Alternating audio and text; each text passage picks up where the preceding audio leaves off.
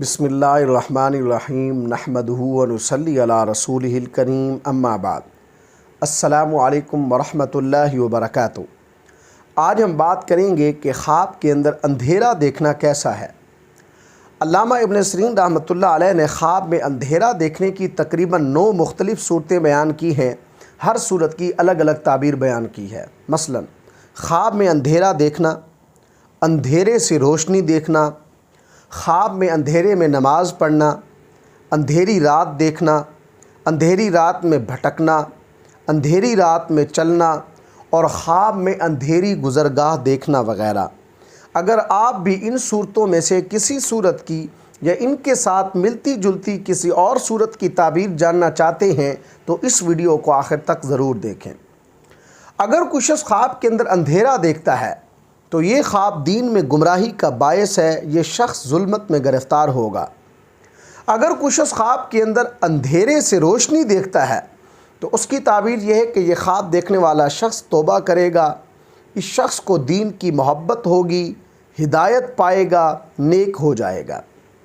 اگر کوئی شخص خواب کے اندر اندھیرے میں نماز پڑھتا ہے تو اس کی تعبیر یہ ہے کہ یہ خواب دیکھنے والا شخص غموں سے خوشی پائے گا۔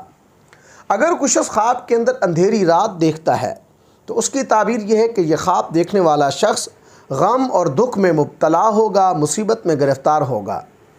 اگر کوئی شخص خواب کے اندر اندھیری رات میں بھٹکتا ہے تو یہ خواب دین میں کمزوری کا باعث ہے، اس شخص کی اسلام سے دوری ہے۔ اگر کوئی شخص خواب کے اندر اندھیری رات میں کسی راستے پر چلتا ہے تو اس کی تعبیر یہ ہے کہ اس خواب دیکھنے والے شخص کا ایمان کامل ہوگا، سرخروئی کامیابی پائے گا، بزرگی حاصل ہوگی۔ اگر کوئی شخص خواب کے اندر اندھیری گزرگاہ دیکھتا ہے تو اس کی تعبیر یہ ہے کہ یہ خواب دیکھنے والا شخص دین سے گمراہ ہوگا، برے کاموں میں مشغول ہوگا۔ اگر کوئی شخص خواب کے اندر دیکھتا ہے کہ اندھیرا روشنی میں بدل گیا ہے تو اس کی تعبیر یہ ہے کہ اس خواب دیکھنے والے شخص کے لیے دین کا راستہ کھلے گا۔ اگر کوئی شخص خواب کے اندر دیکھتا ہے کہ وہ اندھیرے سے روشنی میں جاتا ہے اور پھر روشنی سے واپس اندھیرے میں آتا ہے تو اس کی تعبیر یہ ہے کہ یہ خواب دیکھنے والا شخص منافق ہوگا۔ اللہ تبارک و تعالیٰ سے دعا ہے کہ ہمارے لیے ہمارے خوابوں کو باعث رحمت اور برکت بنائیں۔ السلام علیکم ورحمۃ اللہ وبرکاتہ۔